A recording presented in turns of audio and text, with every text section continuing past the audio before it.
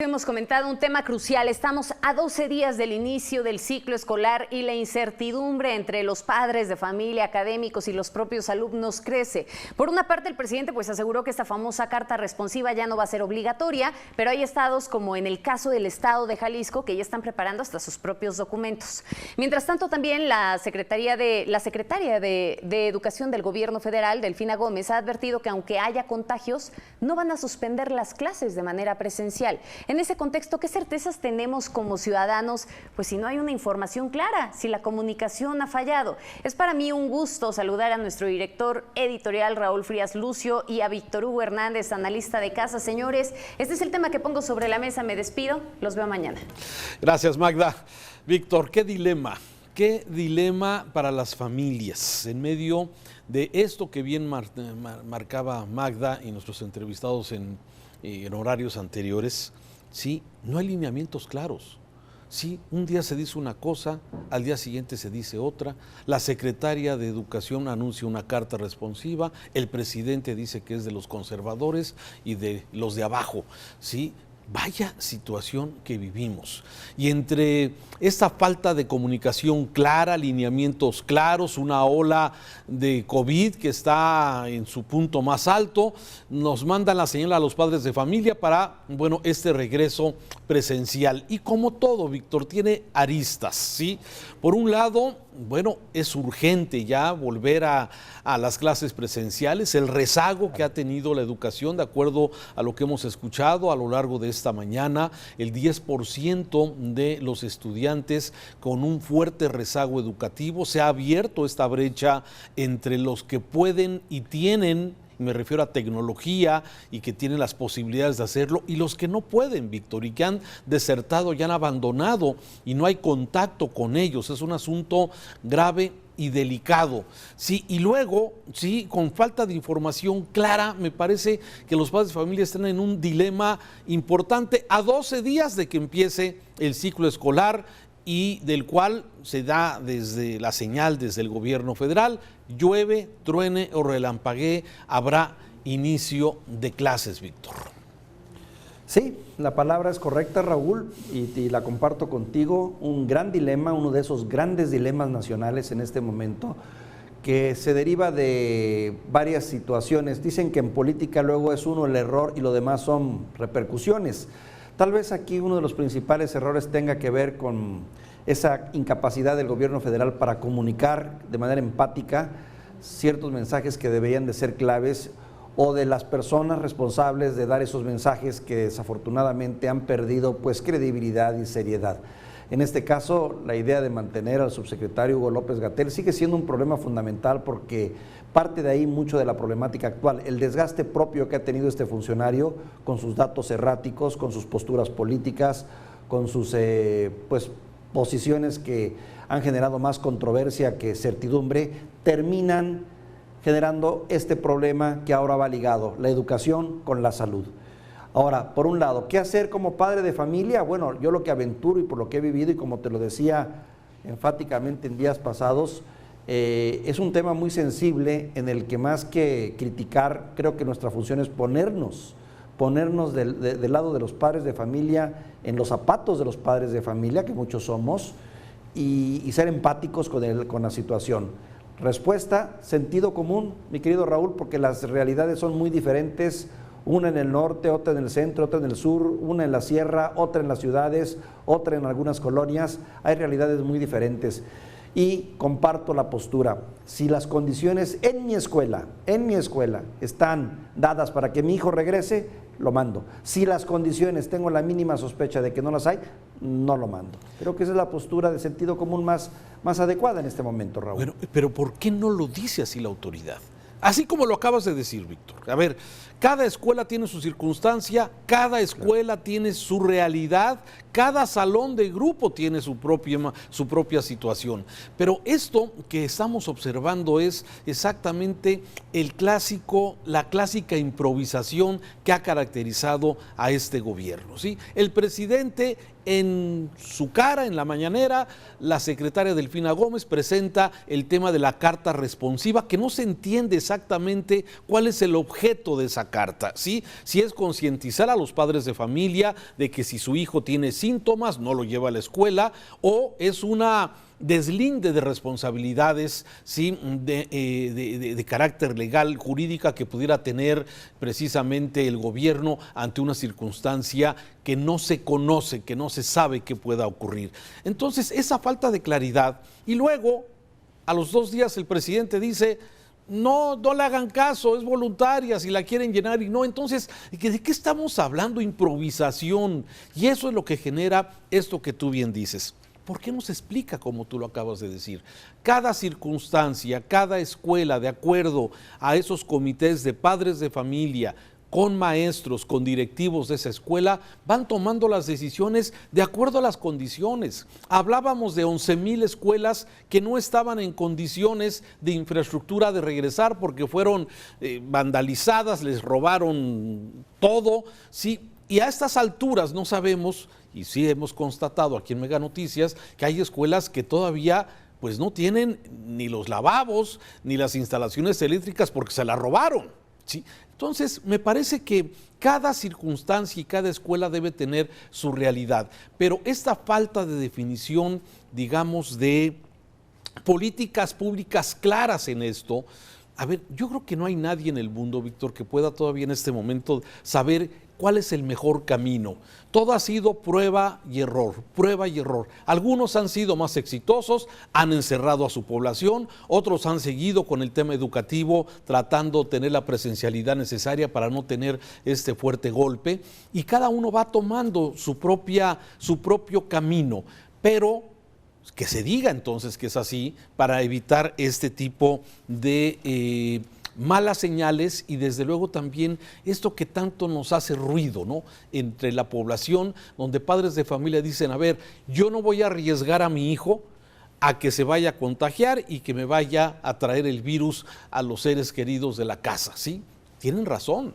Desde luego que tienen razón, pero también hay padres que dicen: ya no se puede seguir en el rezago y en el atraso, es necesaria la presencialidad para todos los efectos psicomotores, psicosociales de los jóvenes, y también tienen razón. Me parece que todos tienen un poco de razón, pero me parece que es muy criticable que no haya una política pública clara al respecto. Decir lo que tú acabas de señalar: cada escuela, cada comité de padres de familia y maestros tienen la responsabilidad de decidir si hay contagios en ese salón. Pues lógicamente ese núcleo, ese grupo en el que hubo contactos, habrá que aislarlos, como sucede en cualquier parte del mundo hoy. Si hay casos que se estén tomando los protocolos, las providencias, exámenes preventivos y todo lo que hay hoy para poder prevenir la enfermedad, y esto puede seguir caminando como está planteado: 50% de grupo una semana, 50% de grupo otra semana. Pero pues tienen que estar de acuerdo padres de familia, maestros y directivos, Víctor. Claro. Estamos hablando, creo, de un universo, si mal no tengo el dato, de por lo menos 25 millones de niños en este país. Y de acuerdo, si nos atenemos a los datos del doctor Hugo López-Gatell, que la proporción de niños infectados pudiera ser menor, que menor aún es una cantidad impresionante, 1.5%, habla él que sería el equivalente casi a 400,000 niños, que no es algo menor, lo suficiente como para saturar los pocos hospitales y camas que tenemos en este momento. De ese tamaño es el reto, pues.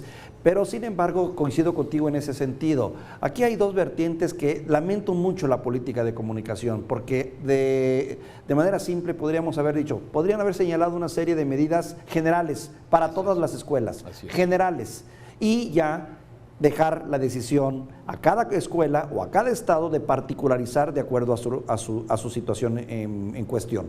Por ejemplo, algo que yo no he visto y que es fundamental, Raúl, y que me hubiera gustado que fuera un mensaje masivo: la utilización de los ventiladores. Sé que no es fácil hablar de ventiladores para todas las escuelas, pero hoy está visto que en la medida en la que las escuelas, los salones están aireados, porque este virus se transmite fundamentalmente por el aire, pues bueno, fomentar las ventanas abiertas y los ventiladores, hombre, que estuviesen aventando aire hacia las ventanas, eso reduciría enormemente el riesgo de contagio. Pero medidas tan simples como esas, pues no ves que formen parte de una política pública general. A mí me hubiera gustado escuchar 5 o 6 instrucciones claras. Señores, sea como sea su escuela, cumplan con estas 5 o 6 disposiciones, o 10 si tú quieres, y esas son a rajatabla, no hay discusión. Y las otras 20 y 30 que debe de haber, por favor tropicalícenlas, discútanlas con sus padres de familia, con los maestros y de acuerdo a la capacidad económica y de recursos que se tenga. Y vámonos hacia adelante. Mensajes sencillos y claros. Pero bueno, encontramos otra vez un presidente que le quita legitimidad a los mensajes de la Secretaría de Educación Pública, que desconoce un documento que de alguna manera causó polémica y vino a causar ruido, y con una instrucción de nuevo general, ¿no? No te olvides, y sin olvidar esa frase de llueve, trueno, relampaguee, los niños a la escuela.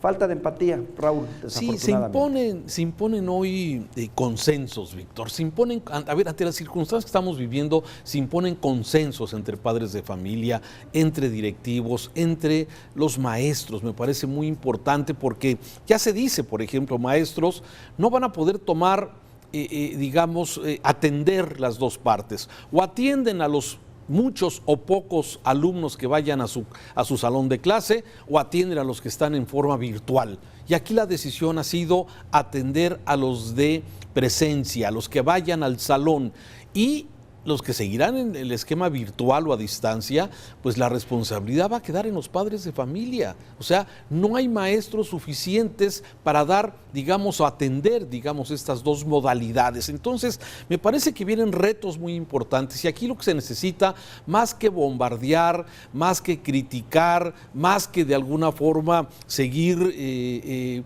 apostándole a que esto fracase, lo que se tiene que buscar son consensos para que padres de familia y maestros logren sacar adelante la presencialidad, el regreso al ciclo escolar, y no seguir afectando a los jóvenes, a los niños, a los alumnos. Me parece que esa es la parte más delicada. Sí, ya vemos, hay ocurrencias, sí, no hay políticas claras. Pero ante eso, ¿qué tenemos que hacer los padres de familia? ¿Qué tenemos que hacer?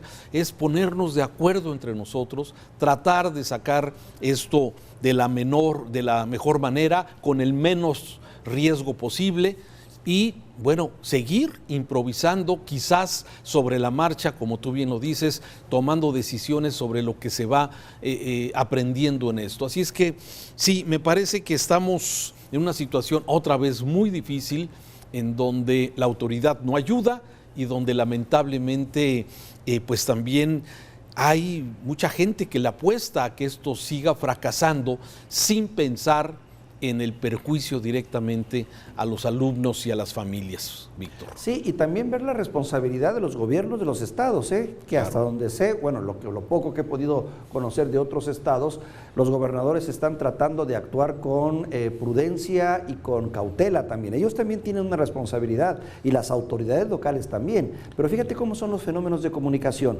Ahorita todas las baterías están señalando hacia la Secretaría de Educación Pública y hacia el gobierno federal, cuando deberían estar enfocadas en cada uno de los gobernadores y las instancias locales, que son las que realmente conocen el problema como tal y que tienen la responsabilidad de dar garantías para este regreso a clases. Sí, pero a ver, ahí hay que también trabajar, pero desafortunadamente hay un factor fundamental. En este momento, y faltando 12 días, el 62%, según las encuestas que vimos que nos presentaba Magda y nuestros compañeros anteriores, por lo menos el 62% de los padres de familia dicen: no mando a mi hijo a la escuela. Pues sí, con tanta desinformación, con tantos cambios, con tantas ocurrencias, y a ver, sí coincido en que los gobiernos estatales tienen mucho que decir también, pero el gran problema es que lo tenemos en el centro, y lo tenemos en la decisión principal de este país. Y ahí es donde se genera todo este tipo de cuestiones, porque todo se politiza.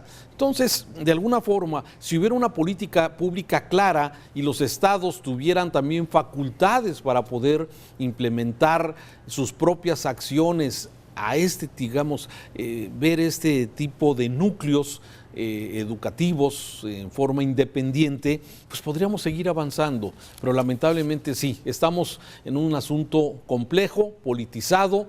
Hay quienes de alguna forma pues ya quieren lograr seguir avanzando en el tema de la educación. Hay quienes le apuestan que esto fracase como una forma de que fracase y siga con estos hierros el actual gobierno. Me parece que ahí lamentablemente pues pierden Pierden todos, pierden padres, pierden maestros y sobre todo pierden los niños, Víctor, y eso es lo más delicado de asunto. Dilema, yo creo que no hay una respuesta, ¿no? ¿Qué hacer? Sí, ¿qué puede hacer el padre de familia? Sí, me parece que acercarse a su escuela, ponerse de acuerdo entre los padres de familia con los directivos de su escuela y tomar las mejores decisiones en este sentido, porque si esperamos que desde el poder central se defina qué se va a hacer, híjole, nos podemos llevar muchos chascos más. Y mucho la salud en juego de nuestros niños, que es la parte más sensible de esta sociedad, junto con los adultos mayores. Vaya dilema, y bien lo dices tú, estamos ante un verdadero dilema, y yo vuelvo a apelar. Sentido común y pragmatismo, cuando no tienes otras herramientas. Hay que tomarlo. Víctor, gracias. Te mando un saludo, Raúl. Un saludo. Claro.